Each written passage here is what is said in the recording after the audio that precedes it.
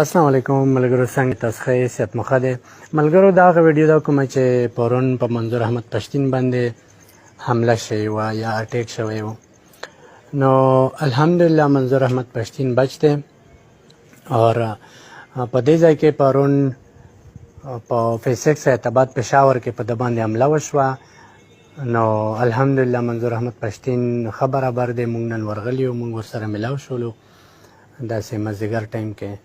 نو هغه کسان هم نیول شوي دي، کوم دوه کسان په ده باندې چې حمله کړې وه په بایک پسې راغلي وو.